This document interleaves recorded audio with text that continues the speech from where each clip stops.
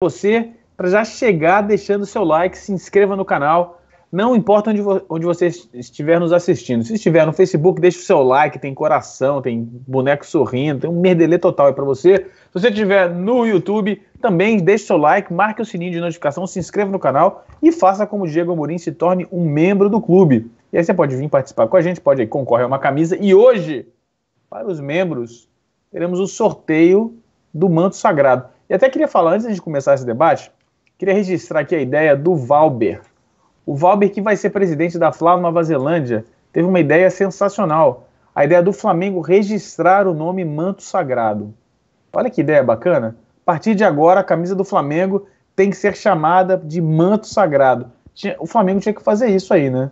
A ideia sensacional do Valber, cônsul do consulado do Flamengo na Nova Zelândia. Abraço pro consulado.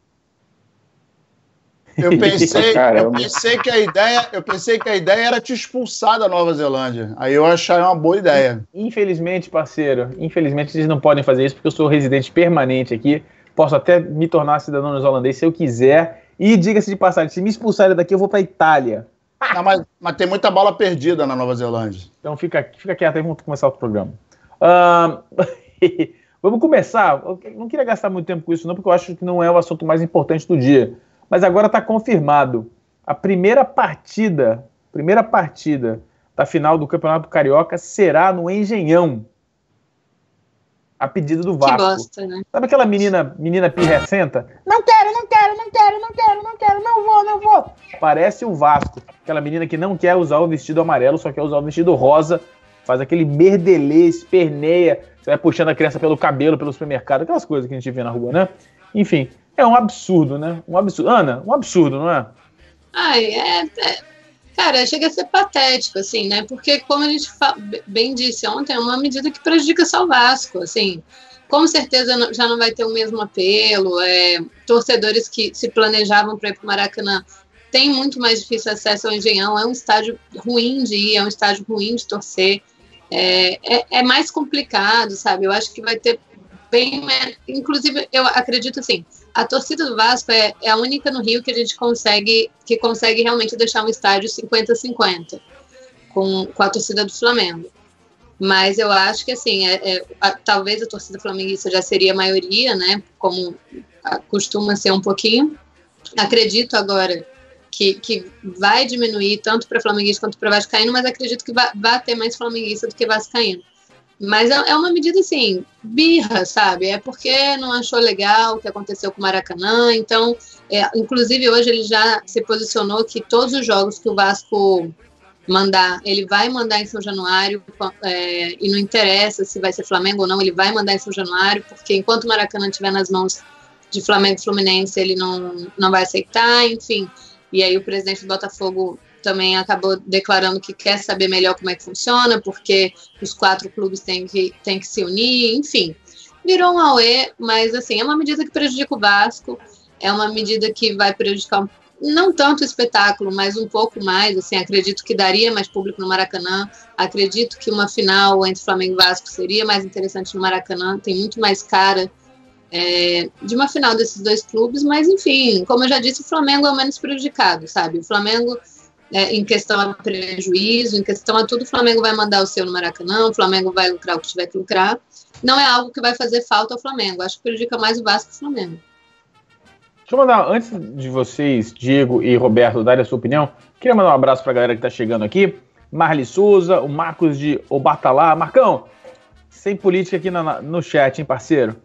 Franciele, Kelly, Igor Rafael...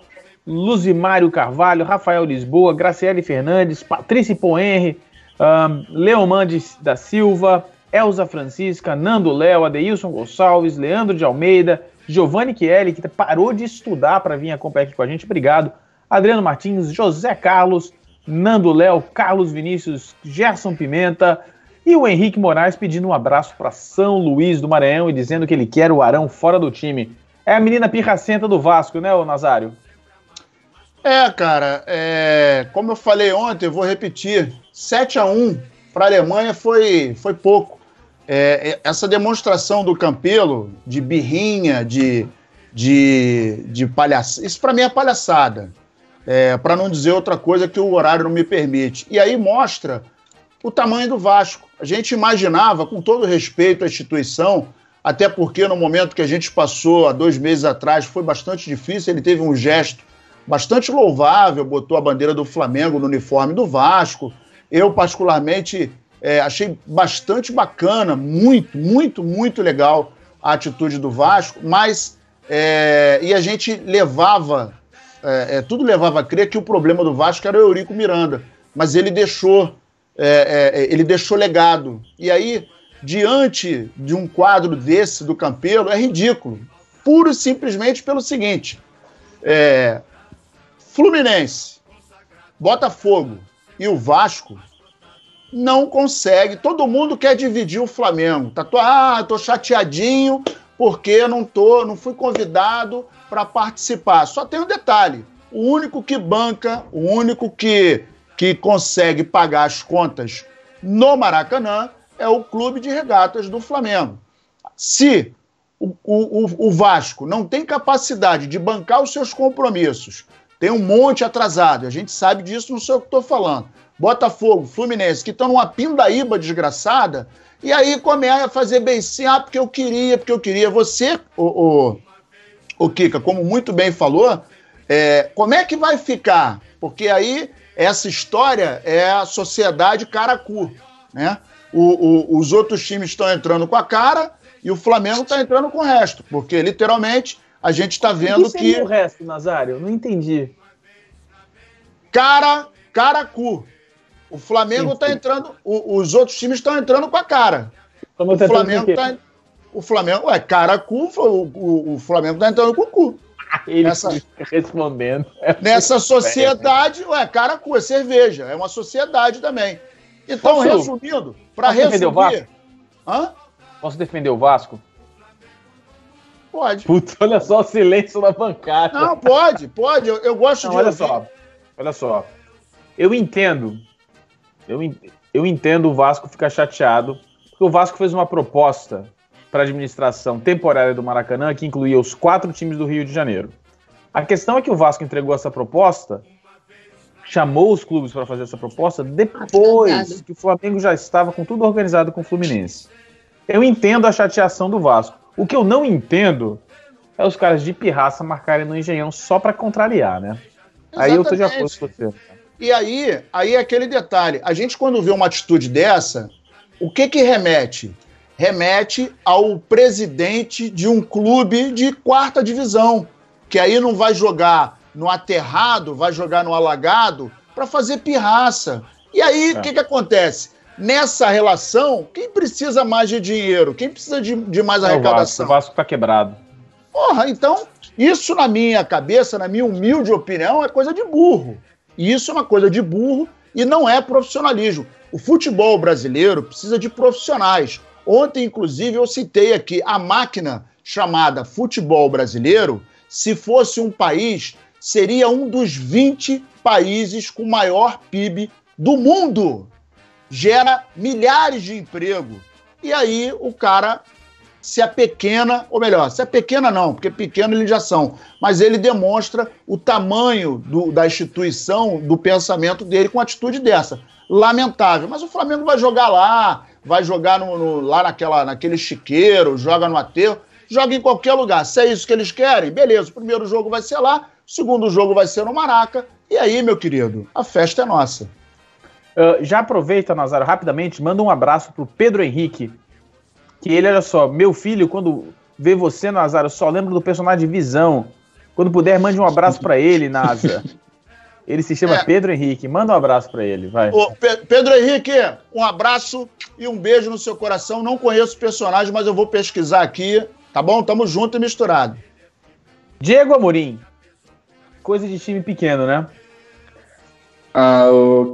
Quando eu vejo uma coisa dessa, eu fico lembrando, tipo, eu não sou tão velho, mas eu ainda lembro de alguns jogos, alguns Flamengo e Vasco que eu acompanhei, que o Vasco, ele era um rival à altura do Flamengo. Eram jogos que você via, você sofria no jogo, você sentia que eram dois times que rivalizavam, que o peso da camisa não era equiparado, mas era um time grande. Hoje em dia você olha o Vasco e você pensa, Isso não é coisa de time grande, isso é coisa de time amador, de time que não tem competência, de um presidente que quer chamar a torcida para si, que quer fazer média com a torcida, prejudicando o próprio clube. Eu vejo isso e eu fico pensando, ainda bem que eles não querem jogar no Maracanã, porque já que o estádio é nosso, eles não podem mandar jogo no nosso estádio. Então eles alugam do Botafogo lá e se lascam para lá. Vão ficar sem renda, vão ficar sem público, vão diminuir a final. Então, o que eu tenho a dizer é isso, o Vasco está dando tiro no próprio pé e conseguindo ficar ainda menor, até para a própria torcida, porque pelo que eu estou acompanhando de comentários em redes sociais, no próprio boca a boca, é que nem a própria torcida está apoiando essa decisão, que além de apequenar o time, ainda vai fazer com que tenha prejuízo financeiro, que é uma coisa que eles estão precisando bastante. Pois é, eu realmente não consigo entender. E é louco, né? Eles falaram essa semana que só vai ter dinheiro em junho, sabe? Tipo, você tem coisa maior para se preocupar, meu querido, entendeu? Aí nisso tá você vê jogador saindo, porque já estão um jogador se desligando já, que era um dos principais jogadores deles no começo do campeonato. E nessa pindaíba que eles estão, eles não estão querendo escolher lugar de jogar, que vão ganhar menos dinheiro. Segundo eles, melhor que a Arrascaeta. Melhor que o Arrascaeta? Não, não é melhor que o Arrascaeta, mas não é mau jogador não, viu? Não é mau jogador, Não é mau jogador não. Falar que ele é melhor que o Arrascaeta tá de sacanagem. É coisa de torcedor. É coisa de torcedor agora, realmente. E do Edmundo, né? Bom, aí não conta, né? Juninho Pernambucano, Edmundo não conta. Ô, Diego, você conhece a Marli Souza? É minha sogra. Ah, moleque! Diego lindo, disse a Marli Souza, olha só. Olha só, quando o Diego... produção, escala o Diego Amorim mais vezes aqui, que a audiência dobra quando o moleque tá aqui, ó. Vem Boa Esperança, Porto Feliz, vem todo mundo aqui assistir o rapaz, ó. Todas as cidades imaginárias do Kika aparecem pra contemplar. Eu não lembro o nome, ao invés de passar vergonha tentando lembrar o nome, eu finjo esses nomes de cidade, que é mais legal. Manda um abraço pra sua cidade, então, que eu esqueci o nome. Espera Feliz, um abraço pra galera Espera Feliz, que pode estar assistindo. Tá de Espera Feliz mesmo, cara? Eu sou, não acredito que você conhece Espera Feliz. Pô, conheço, pô, já joguei bola lá. Tá vendo, Nasa? Sério mesmo. Espera Feliz, cara, Minas Gerais é maravilhoso. Espera Feliz é pequenininho. Aí na placa tá assim, bem-vindo. E atrás tá escrito Boa Viagem. Volte sempre. Volte sempre. Bom, chega de geografia. Manda mais abraço aqui, ó. Leonardo de Almeida, Giovanni Chielli, Adeilson Gonçalves, Leonan Lima, Carlos Fernando, todo mundo já chegando por aqui. Lembrando, deixe seu like, se inscreva no canal. Vocês querem comentar mais alguma coisa a respeito? Eu não queria gastar muito tempo falando de Engenhão e Vasco, porque tem coisa mais importante vindo por aí, que é o São José. Alguém quer comentar mais alguma coisa? Passa pra frente. Vamos jogar onde tiver que jogar. Acabou. Exatamente. Então vamos falar do ataque do Flamengo. O ataque do Flamengo tem problemas. Quais são os problemas do ataque do Flamengo? Bom, o primeiro problema é o Gabigol, que realmente ainda estou irritado. Eu tenho certeza que a Ana também está irritada. Completamente. Estúpido que o Gabigol tomou. Eu acho que eu vou passar a raiva aqui, com os 90 minutos, cada vez que eu olhar pro campo e não ver o Gabigol e lembrar que eu não estou vendo o Gabigol por causa daquele lance. Eu acho que eu vou passar 90 minutos. Se eu ver o Uribe em campo, aí que eu vou ficar com mais raiva ainda. Aí que vai bater o ódio. Deixa eu só informar os nossos ouvintes aqui e telespectadores, youtubers. Olha só, Gabigol suspenso, Bruno Henrique com dor na perna e Uribe teve uma lesão. Felizmente foi constatado que não é grave, voltou a treinar, mas não com o grupo. Então, a gente está aqui no limbo, a gente não sabe como o Flamengo vai escalar o ataque, que pode ser um problema. Pode ser um problema, Diego Amorim? Com certeza. O Flamengo vai ficar sem o principal jogador deles no momento, porque o Gabigol ele é o nosso principal jogador no ano, na minha opinião, em questão de gol, em questão de assistência.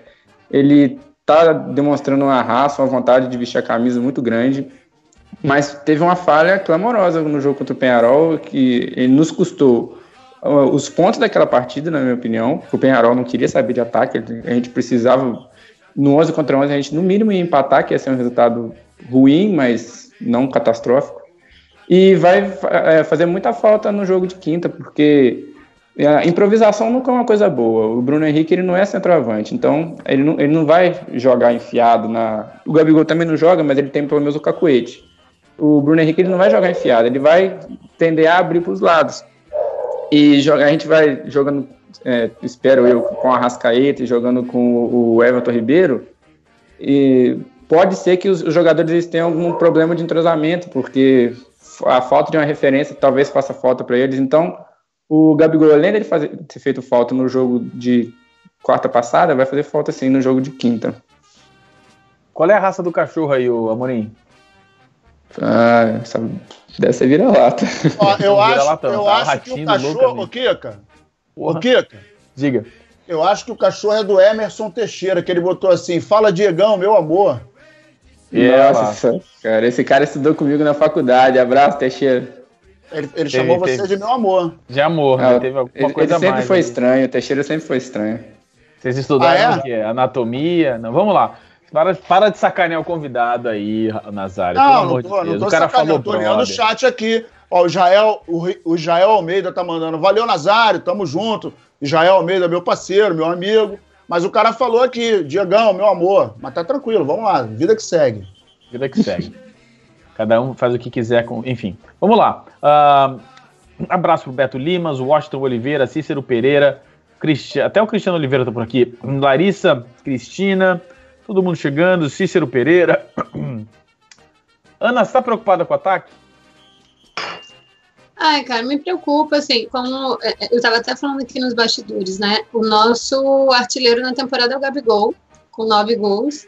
Vem seguido do Bruno Henrique, que tem 6 gols, que ainda não é 100% de certeza que vai estar em campo. Se tiver, já me preocupa um pouquinho menos, talvez. Mas, assim, o Gabigol é aquele jogador que todo jogo, desde que ele começou a fazer, ele tem marcado gol. Tirando nesse que ele foi expulso, nesse lance ridículo, que ainda estou indignado, assim como o Fabrício Kika.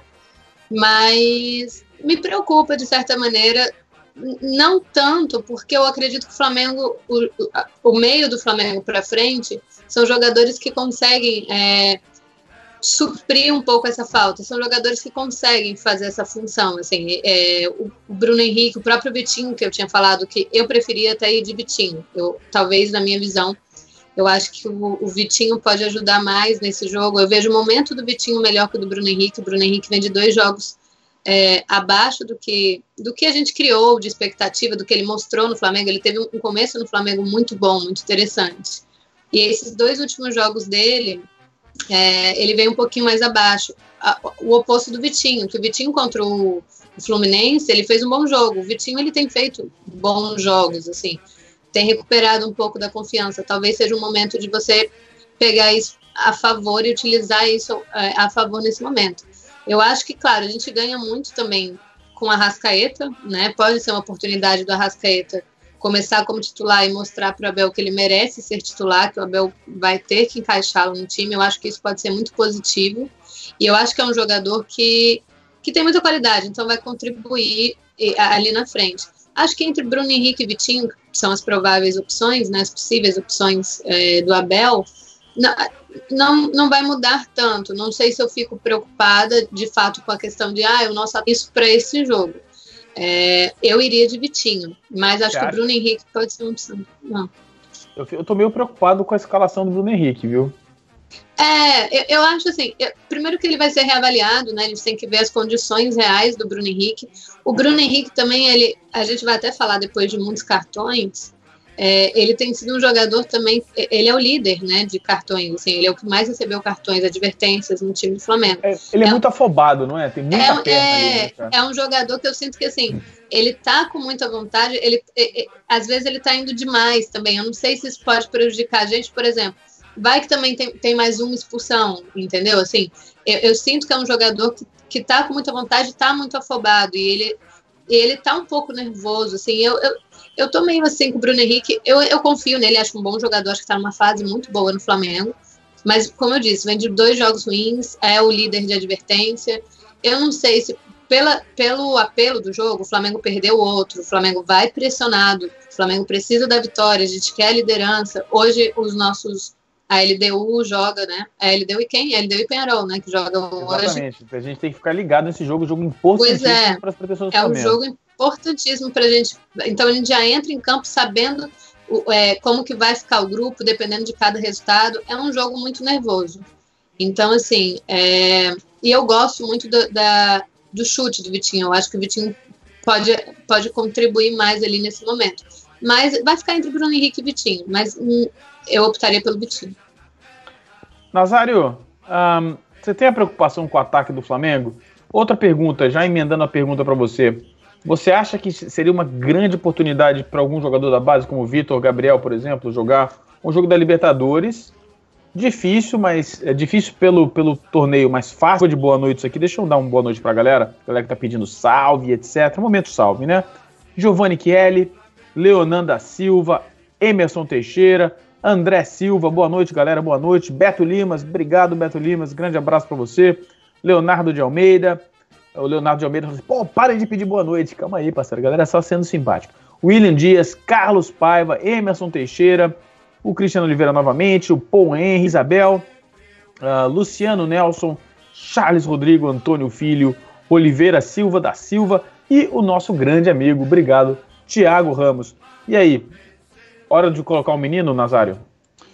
Eu acho que o problema é a cabeça do nosso querido Abel, né? Abel Mostafá. Então, mas é uma oportunidade de, em função da fragilidade do adversário, testar o Vitor Gabriel. Mas a gente não sabe o que passa na cabeça do titio Abel, né? A gente não sabe se efetivamente como é que tá. Não arriscaria em colocá-lo, porque até em função dessa ansiedade dele, ele às vezes ele se apresenta muito afoito e isso pode trazer algum prejuízo, tanto para ele quanto para o time. Mas eu acho fundamentalmente que o Flamengo, em primeiro lugar, tem que colocar a cabeça no lugar. Gente, o próximo jogo, depois de amanhã, dia 11, é um jogo para fazer 3 pontos com tranquilidade e até, acredito eu, a gente não sabe como é que vai estar as condições do ataque, mas até numa chance de poder fazer um placar um pouco elástico, em função da fragilidade do São José. Mas essa parte do ataque me preocupa em função, das vezes, aquele momento professor Pardal do Abel. Isso me deixa meio preocupado. Tem que ser elástico. Alguém aqui nessa mesa não acredita num placar... Não é possível que não seja, cara. Pelo amor de Deus. Aí, porra, se for ganhar de 1-0 no Maracanã, né? Fecha a porta e apaga a luz. Dessa uma boa pergunta. Se o Flamengo não vencer, se vencer por 1-0, placar mínimo, é de preocupar, é de subir o gato subir no telhado, né? Não, porra, aí é o que eu tô falando, fecha a porta e apaga a luz, porque se ganhar de 1-0 do São José dentro do Maracanã, pelo amor de Deus. Olha, mas eu vou falar pra vocês que eu não tô com essa confiança, não. Pô, não? Eu acho o jogo pra cá, até mesmo agora nesse jogo final que a gente teve com o Fluminense, não gostei do jogo do Flamengo. Eu acho que a gente tá meio sem confiança. Eu não tô tão confiante, não, cara. Eu tô com medo. Falta você dizer que não vai ser 2-1 o placar o seu amanhã. Vai ser 2-1, claro, óbvio. Isso aí tá mais certo do que os 3 pontos. Ana, pode parar com essa palhaçada aí. Tá na hora de você mudar esses 2-1, minha parceira. Deu certo, Rico. Cara, todo respeito. Com você deu certo. O problema é o Simon, cara. O problema é o Simon. Eu já falei. Gente, o problema do Flamengo é o Simon. Tiro, né, pô? Vou tirar o Simon. Brincadeira, hein? É por isso que o Simon tá de férias. A gente não. Eu já falei pra produção, enquanto o Simon estiver, não me pergunta placar. Deu errado com ele. Esse 2-1 tá garantido. Mas eu tô falando sério, eu não tô tão confiante, não, cara. Eu acho que tem que ganhar. Qualquer placar é placar. O César Ayati não tá confiante. A pergunta é a seguinte: Diego Amorim, você está confiante? Eu acho o seguinte: se o Flamengo não conseguir vencer o São José com o Maracanã lotado, apoio da torcida, já desiste aqui, melhor nem passar de fase, já vamos parar por aqui, porque o adversário é fraquíssimo. A gente viu pelo jogo que a gente teve na Bolívia, é um time muito fraco, limitadíssimo. E jogando fora de casa, o Flamengo não deve ter muita dificuldade para vencer. O Flamengo ele pode se complicar para ele mesmo, né? Porque o adversário é. Não, e ainda tem o fator que os caras lá, porra, estão na altitude, estão acostumados. Aqui é outra história. Os caras vão se enrolar, né, cara? Mas é benefício para eles. O problema do Flamengo na Libertadores é o Flamengo, né, cara? É o Flamengo. Foi. Se você pensar o Peñarol, o time é fraquíssimo também. O Peñarol, claro, tem camisa, mas é um momento... A camisa é pesada. A camisa é pesada, mas o momento do Peñarol não é o melhor momento deles, não. E eles, né? O Flamengo não conseguiu se impor em momento nenhum naquele jogo. Jogar Libertadores, a camisa pesa, que é uma enormidade. Muito, lógico. Eu quero até falar aqui, eu tenho certeza que vocês aqui do debate sabem, mas talvez os nossos amigos da internet, aqui do chat, do YouTube, também não compreendam o que o peso da camisa quer dizer. Quando a gente fala que o time do Peñarol tem peso na camisa, é a tradição do futebol uruguaio que está ali. O que é a tradição do futebol? Um menino uruguaio cresce a vida inteira dele vendo o time dele jogar de uma maneira, a catimba, como segurar um time maior. O time do Uruguai, por anos, décadas, é um time que não tem quantidade de jogador bom. Rapaz, Belo Horizonte tá animado aí, hein? Porra. É aqui não. É aqui, ó. É aqui. Nova Zelândia tá animado. Ambulância, essa semana aí com Kika, Nazário. Você que vive falando aí que lá tá perigoso. Vocês querem deixar eu falar sério um pouco, por gentileza? Ou então vocês apresentam essa porcaria. Então é o seguinte, o menino uruguai, a seleção do Uruguai, os times uruguaios, desde a década de 60, 70, que não conseguem fazer uma composição forte de jogadores, porque não tem jogadores, é um país de 4 milhões de habitantes, é um país pequeno. Então eles desenvolveram essa tradição de catimba, de jogar fechado, implicar com o adversário, e assim eles conseguiram feitos históricos. Eles chegaram na 4ª colocação na Copa do Mundo de 2010, eles sempre passam de fase na Copa do Mundo, os times uruguaios vão ser sempre difíceis. É claro, ocasionalmente isso não ganha jogo, né? Se o time aprende a jogar, o time ganha. Mas o Flamengo, por exemplo, qual é a tradição do Flamengo jogar Libertadores da América? Comparado com o Peñarol.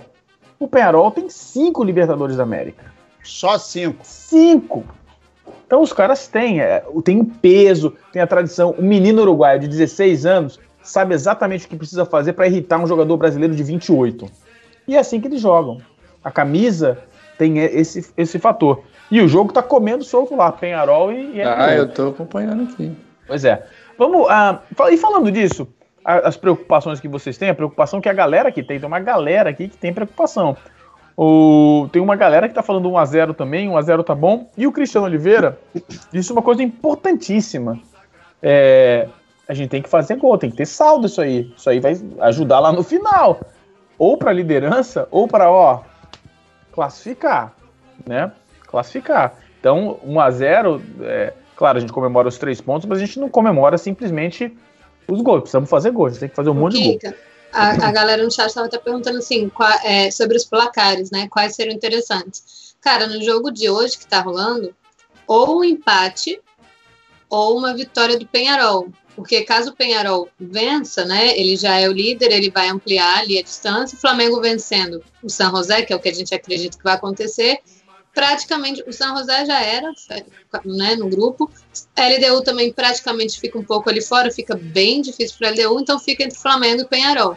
O empate segue mais ou menos a mesma coisa. Se o Flamengo vencer, o Flamengo ainda encosta mais no Peñarol, a LDU também fica um pouquinho difícil. Agora, se a LDU ganha e por um acaso o Flamengo perde ou empata, não. Ficam os 3 ali. Perder ou empatar não vai acontecer. Mas aí, caso aconteça essa desgraça, que eu também acredito que não vai acontecer, fica todo mundo embolado. E aí vai complicar mais ainda para geral. Então, assim, a única coisa que não pode acontecer, que não é legal pra gente, é a LDU ganhar. Isso se o Flamengo não fizer a dever de casa também. Se o Flamengo fizer, fica a mesma coisa. Vou falar. A LDU perdeu de 3-1 pro Flamengo no Maracanã, porque jogou toda aberta, reganhada aqui, e achou que ia jogar de igual para igual. O time da LDU não é tão fraco assim, não. Vocês escrevam isso aí, se bobear os caras... Enfim. Vamos ver se a camisa pesa lá também pro Peñarol, né? Vamos lá. Falando do jogo e das preocupações, tem uma galera aqui que tá falando 1-0, o Giovanni Kelly lembrou da gente aqui, falou, vocês não sei quem que eles estão falando, né? Que acharam que o pênalti do Trauco não valia nada, enfim... saldo de gol vai ser importante. Se o Flamengo tivesse ganho do Peñarol no Maracanã, que era obrigação, a gente não estaria preocupado, mas hoje a gente está preocupado. A questão é a seguinte, se tem gente falando que vai ser 1-0 é porque há alguma desconfiança no trabalho do Abel, mas é uma coisa importante com relação aos números do Abel, né, que eu gostaria de destacar aqui. Obrigado, Ana Beatriz Ayati, que levantou esses números pra gente hoje de tarde. Sob o comando do Abel Praga, o Flamengo jogou 20 jogos, tem 12 vitórias, 6 empates e 2 derrotas. É um retrospecto bom, Zayati? Cara, se for pegar os números, sim. A gente tem 2 derrotas. Não é. É só 70%. 70% com um monte de jogo no Campeonato Carioca. Mas pensa que ainda pior na questão, assim, as 2 derrotas foram pro placar mínimo, né? Uma na Libertadores, uma pro Fluminense, naquele jogo da Guanabara ainda. Os 2 por 1-0. Só que se você for pegar, o retrospecto não encaixa na questão de quem pega assim para ler, o Flamengo tem tantas vitórias, tantos empates e só 2 derrotas. Cara, se você pegar quantos jogos o Flamengo venceu e convenceu, esse número se transforma quase no número de derrotas. São 2 ou 3. Assim, o Flamengo venceu e convenceu com a LDU, que empolgou a torcida, tudo mais, assim, né? Porque justamente como o Kika bem falou, a LDU também foi aberta, o Flamengo conseguiu se aproveitar disso, fez um bom jogo, que era um jogo importante pra gente, claro. Mas, assim, tem muito poucos jogos que o Flamengo venceu e convenceu. Em que o Flamengo, assim, nossa, o Flamengo tá jogando um futebol interessante, tá encaixando, tá fluindo, a gente vê que o Flamengo tá indo como equipe. Isso ainda não aconteceu dessa maneira. Claro que alguns jogos a gente conseguiu se impor, Fluminense e Vasco, que a gente tava, todo mundo ficou super empolgado. Foi na raça, foi na camisa, que foi o que a gente acabou de citar do Peñarol, aconteceu no Clássico, o Flamengo foi na camisa, o Flamengo foi na raça, foi na vontade, muito mais do que na técnica. Então são pouquíssimos os jogos, pro momento, cara, são 3 meses já de Abel no Flamengo. O primeiro jogo do Abel foi dia 10 de janeiro, 8, 10 de janeiro com o Flamengo. São 3 meses de Abel em que o Flamengo ainda não conseguiu desenvolver tática, sabe? O Flamengo não conseguiu funcionar como equipe. Então, se você for parar para ver dessa maneira, analisar o Flamengo, fora os números, é um retrospecto muito preocupante. É justamente isso que deixa a gente até tenso, né? Porque o Flamengo ainda não é uma equipe. O Flamengo ainda não joga esse futebol tático, esse futebol coletivo, que você vê que está funcionando. Ainda não conseguiu aproveitar todas as peças que tem. E tem um detalhe, Zayati, que você comentou, e eu queria que você, Roberto e Diego, comentassem também. A preocupação não é que o Flamengo não tá jogando bem, é que o Flamengo parece que tá regredindo em alguns jogos, né? Parece que dá uns blackouts total no time, ou eu tô enganado?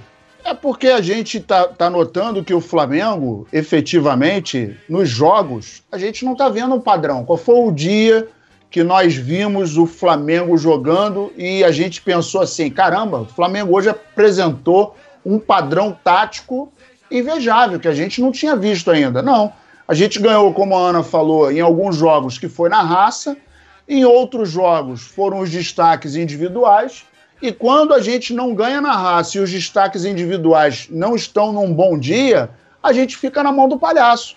Um jogo que a gente viu isso foi o último. O Flamengo estava tentando ensaiar e vai daqui, vai dali, mas efetivamente, contra o Fluminense, por exemplo, a gente estava com mais posse de bola, que era uma característica do time adversário. No entanto, o Flamengo com mais posse de bola, mas efetivamente ele ameaçou muito pouco o Fluminense. E aí, quando um destaque individual, de repente, dá um estalo e faz uma bela jogada, etc. e tal, a gente ganha, fica feliz e tal, mas efetivamente a gente não está vendo o Flamengo com um padrão. Qual é o padrão do Flamengo hoje? Eu não sei. A gente não sabe qual é o padrão. E aí a gente agora está diante de um dilema que é o seguinte, nós vamos jogar depois de amanhã, a gente não sabe se ele vai botar o Everton Ribeiro no meio, a gente não sabe se o Arrascaeta vai jogar no meio, se o Bruno Henrique efetivamente vai... Nem o Abel sabe, né, Nazário? Exatamente, ele não sabe... a gente não tem... Exatamente, ele não sabe encaixar o Arrascaeta, é porque ele não sabe o padrão, como é que o jogador encaixa. Mas olha só, o Kika já falou, o Kika já falou uma vez aqui, e é muito verdade isso. Em geral, quando você vai trocar uma peça, quem está entrando já sabe onde vai ficar, e quem está do lado de dentro que não saiu, bom, eu tô aqui no meio, pô, e tá entrando o cara, meu irmão, aquele cara agora vai jogar no meio, eu vou cair mais para a esquerda. Só que a gente viu outro dia o Diego parecia olhando pelado. assim né? Parecia uma pelada. Aí o Diego olhou, aí não lembro quem, virou pro Diego, fez, não, faz o seguinte, ó, você vai pra lá, você encosta pra cá, coisa e tal, entendeu? Aí ele, não, beleza. Parecia que ele tava jogando pela primeira vez no jogo. Sabe o que é o mais louco? Por exemplo, tem coisas que a gente não consegue entender também, ó. No jogo passado, a gente tinha todo mundo à disposição ali, Bruno Henrique, Everton Ribeiro, não. Do nada, de repente, do além, a gente viu ele invertendo tudo, assim, o Everton Ribeiro jogando pela esquerda, o Bruno Henrique foi para a direita, e não sei quem foi para cá, e aí vamos improvisar o Gabigol de ponta, o Bruno Henrique vai para ataque, sendo que você estava com todo mundo disponível, era só para usar o normal, né? O Everton Ribeiro pela direita. Posso só fazer um parênteses aí, Ana? Pode. Se o Rodrigo estivesse aqui com a gente, ele ia concordar, o Rodrigo Antunes. O jogador fica irritado com essas invenções, viu? Com certeza. O jogador fica puto. Mas percebe, você vai me botar? Percebe como é que o time mudou de postura no final do jogo, assim? Mudou até o jeito, como foi um pouquinho foi mais solto, quando todo mundo foi para sua posição certa, assim. O Everton Ribeiro já estava ali pela direita, o Arrascaeta ficava ali meio que centralizado para a esquerda. Começa a fluir. Todo mundo normal, cara, o Flamengo foi indo natural. Tenho até um exemplo para dar, né? No sábado agora, foi estreia do meu time aqui na Nova Zelândia, né? E tivemos uma pré-temporada excelente. Ganhamos todos os jogos da pré-temporada. O time estava bem organizado. Como é que é o nome do time? Situmo Futebol Clube. Falando pra rapaziada, galera, em português quer dizer rola cansada.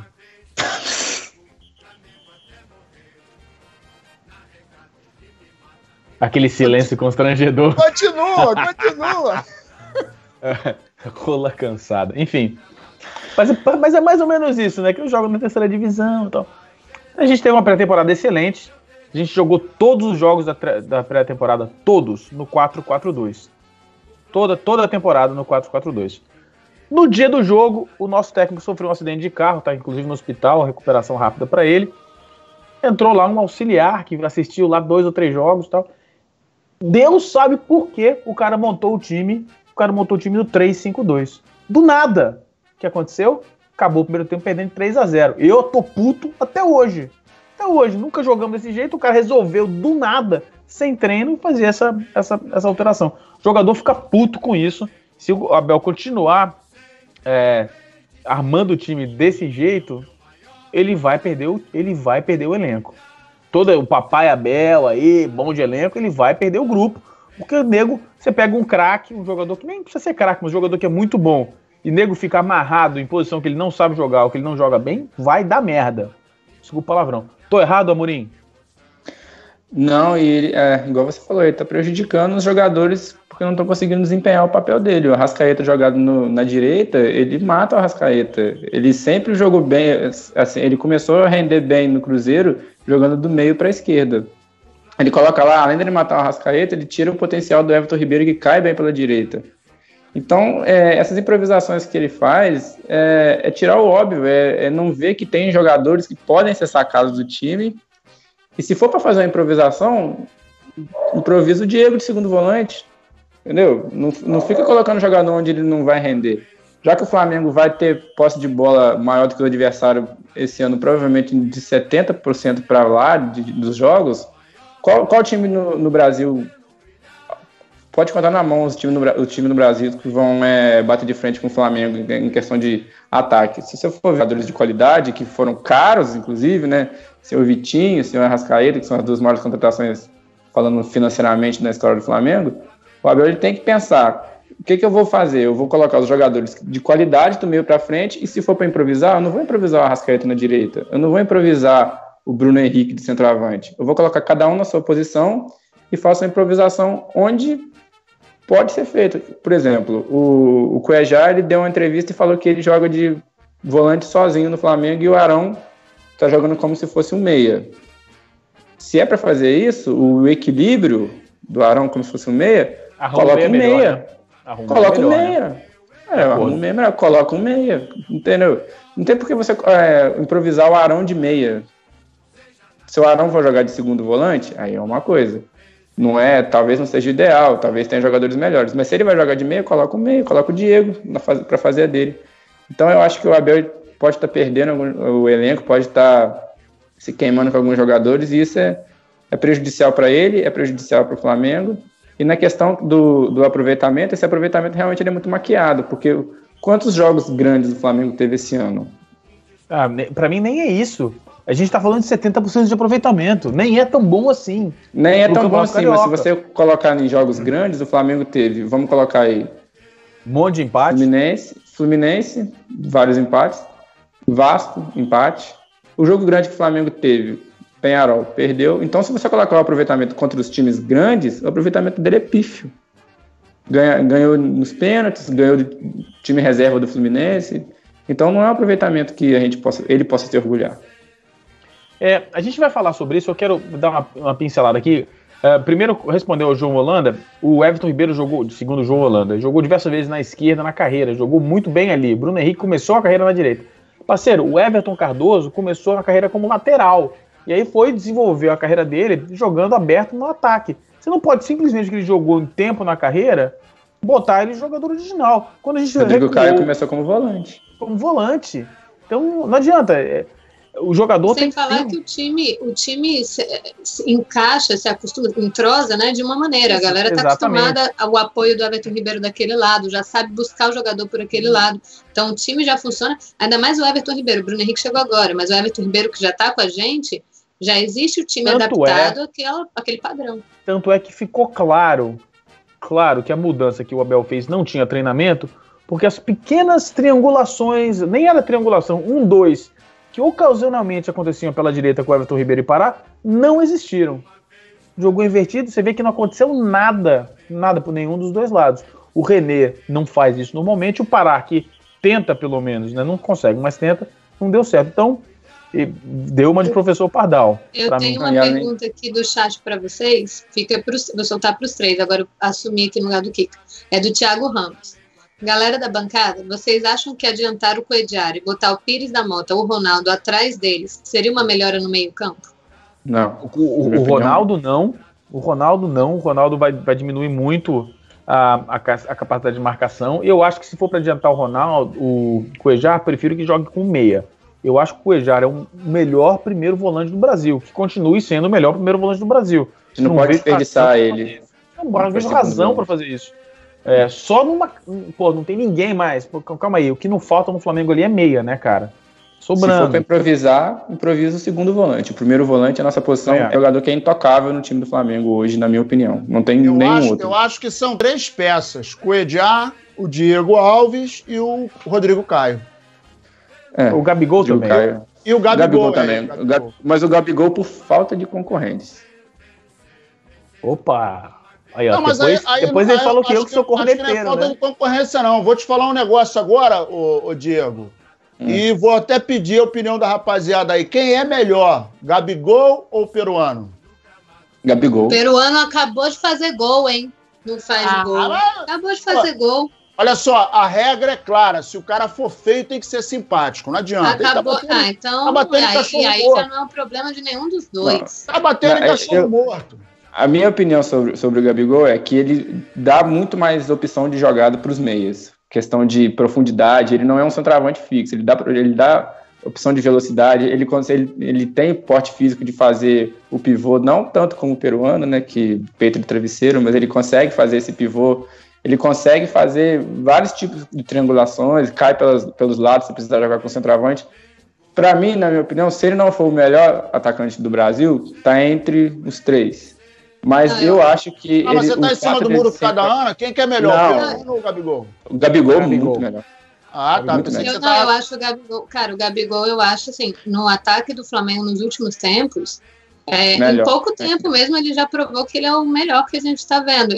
Desde, assim, vamos botar desde a era que o Flamengo começou a contratar esses jogadores, a gente foi crescendo, foi o Guerreiro primeiro em 2015, depois veio o Diego, o Everton Ribeiro.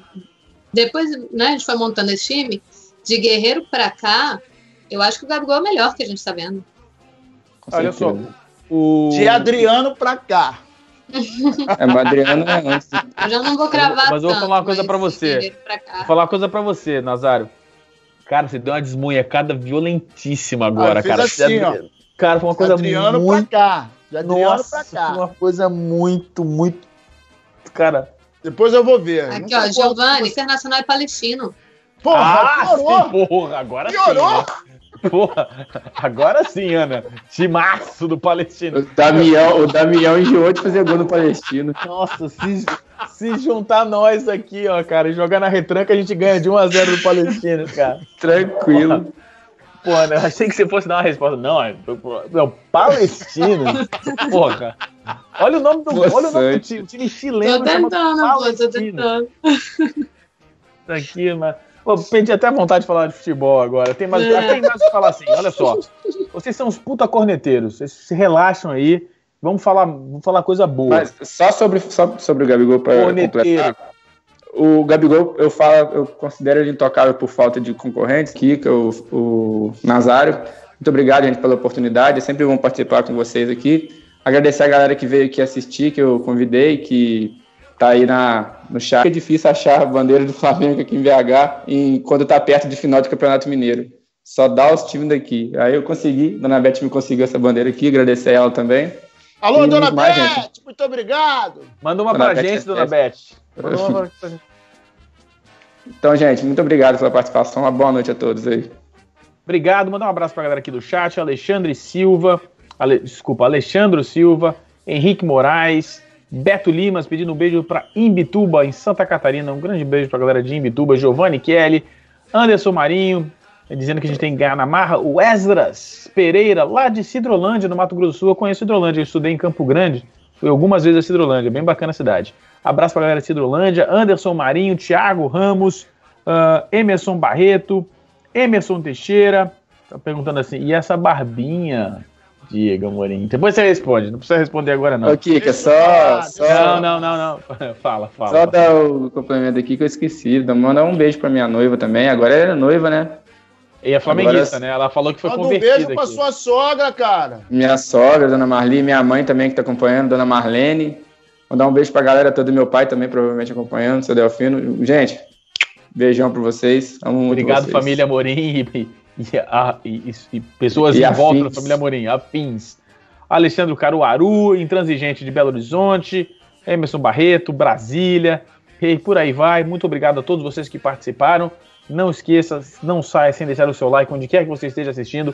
Compartilhe esse link. Se você não é inscrito, se inscreva no canal. Produção, tá faltando uma coisa, não tá? Não esqueci, não. Quer fazer amanhã por causa dos problemas meteorológicos ou quer fazer agora? Então vamos fazer agora. Só para acabar isso aqui, acabar com chave de ouro, sorteio do manto sagrado para os membros do Clube Coluna do Fla.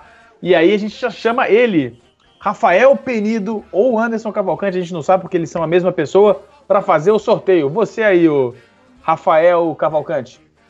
Boa noite, galera. Boa noite, pessoal. Hoje, lembrando que é o manto novo que vai ser sorteado, hein? É o manto, não é o manto antigo, não. É o manto novo que vai ser sorteado. Manto sagrado. Eu quero. Fala aí, Diego. Eu quero esse manto. Tem como eu ganhar? Você tá querendo, porque você é membro do clube, mas você tá participando do programa hoje. Então, se você ganhar, é marmelada. Se você aparecer seu nome, a gente já sorteia de novo aqui. Então, vamos lá. Ao vencedor de hoje... lembrando, galera, quem não é membro do clube, que não sabe nem o que é isso, se você for lá no nosso canal no YouTube, tem inscreva-se e do lado tem o seja membro. Por uma mensalidade, valor simbólico, você tem vários benefícios, né? Um chat personalizado lá no YouTube, quando a gente voltar a fazer transmissão no YouTube, pode participar dos resenhas, concorre a uma camisa, um manto todo mês, concorre também a várias camisas, né? A gente faz sorteio da camisa do Coluna do Flamengo em vários jogos e muita coisa aí que você pode se dar bem aqui no canal. Então vamos lá, o sorteio de hoje, o vencedor é o Pablo Damasceno. Pablo Damasceno é o vencedor. Vai levar o manto sagrado novo, modelo 2019-2020. Beleza, obrigado. Senhora gasolina. Obrigado, produção. Obrigado, Ana. Obrigado, Nazário. Obrigado, Diego Amorim. Obrigado, Damasceno. Obrigado a todos vocês que nos assistiram. Lembrando, estaremos de volta amanhã, às 6 horas da tarde, com o Notícias. Obrigado a todos, boa noite e um beijo para a Luana Piovani. De novo?